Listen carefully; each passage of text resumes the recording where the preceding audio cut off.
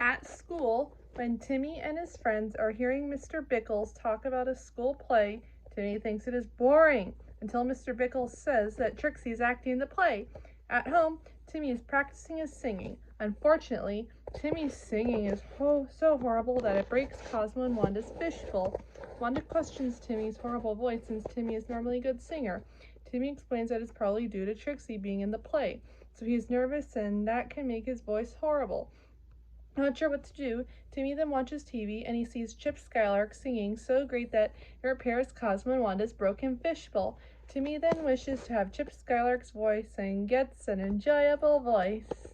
Unbeknownst to Timmy, his natural voice went to Chip Skylark. Timmy thanks Wanda and practices with Chip's voice by singing, fixing the fishbowl. Suddenly, Timmy's parents rush into his room thinking they hear Chip Skylark, but they only see Timmy.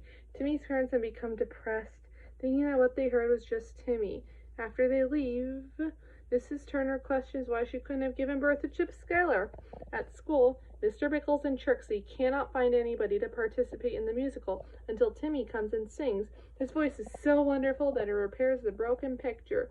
He gives Timmy the lead role. Meanwhile, Teeth TV wants to make Timmy Turner the new Chip Skylark. A news report shows Chip poorly singing the national anthem at Yankee Stadium. The crowd booed and threw heavy wood sponges and even bricks at Chip. Chet You Betcha announces that Chip Skylark's voice stinks. Realizing this, Timmy then asks Cosmo and Wanda why Chip got his voice, saying that he only wanted his voice, not exchanging them. Cosmo and Wanda say they know, but his voice had to go somewhere, and Chip Skylark was the only person whose mouth is open. Unfortunately, Timmy could not wish his voice back because the rule stated that vocal wishes had to be done in the voice of the godchild the godparents were assigned to. When confronted with the question of what should we do next, they turn to television where they get the answer to split up. One godparent would stay with Timmy while the other would be with Chip Skylark and listen for any cues that would lead him to Timmy Turner. Sure enough, while Chip Skylark sat gloating about his awful voice and how no one liked him, he wished for a job and got one as a poorly sung pizza delivery boy. Meanwhile, as an audience of hundreds show up at the school musical, Timmy Turner realizes he's in a no-win situation. If he stayed in the dressing room, he would not get this opportunity to sing alongside Trixie, and if he went out into the audience and performed, the new Chip Skylark would be stuck being the old Timmy Turner. After Chip shows up, they turn to television for what they should do next, and they turn to the television. On stage, a wheel of coincidence is shown saying the words, "Get up, Chip Skylark!" To I say, I wish I had my Turner's voice, but instead of Timmy, it's Tommy. Meanwhile, Mr. Turner approached the depressed Chip sitting down and tells him about his dream of being a better singer than Chip. When the play started, Timmy arrived in the nick of time.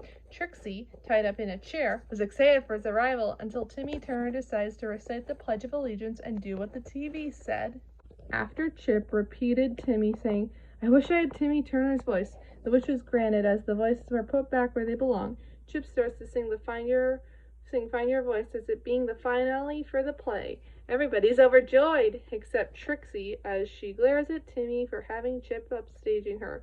She refuses to forgive Timmy and leaves while being tied up. Timmy is glad that everything is back to normal, even though he lost the part in the play. Cosmo poofed up a giant TV as it shows Mr. Turner being interviewed by Brad, horribly sings from Timmy, leaving the three, in this case Timmy, Cosmo, and Wanda, that were hearing this bald.